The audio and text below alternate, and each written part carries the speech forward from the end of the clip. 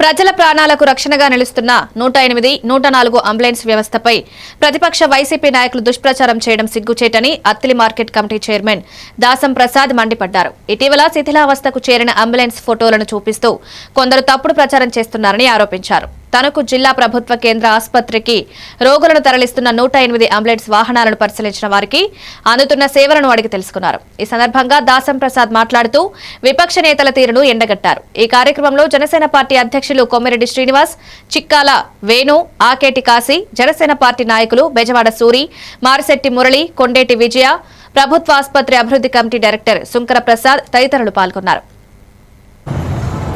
ఇక్కడికి ఏ కారణం చేత మేము ఈరోజు సందర్శించడం జరుగుతుందంటే, తణుకు నియోజకవర్గంలో కూటమి ప్రభుత్వాన్ని 70,000 పైచిలకు మెజార్టీని అందించిన ప్రజలకి మేము చాలా క్లియర్గా అర్థమయ్యేటట్టు చెప్పవలసిన బాధ్యత మాకుంది. అలాగే గతంలో సాక్షి ఛానల్ ద్వారా అంబులెన్స్లన్నీ కూడా నిరుపయోగంగా ఉన్నాయని, సకాలంలో స్పందించట్లేదని ప్రచారించడం జరిగింది. కాలు వచ్చిన క్షణం నుంచి తిరిగి రోగి వెళ్ళే క్షణం వరకు కూడా బాధ్యత తీసుకుని సిబ్బంది కూడా సకాలంలో పనిచేయడం జరుగుతుంది. ఈ యొక్క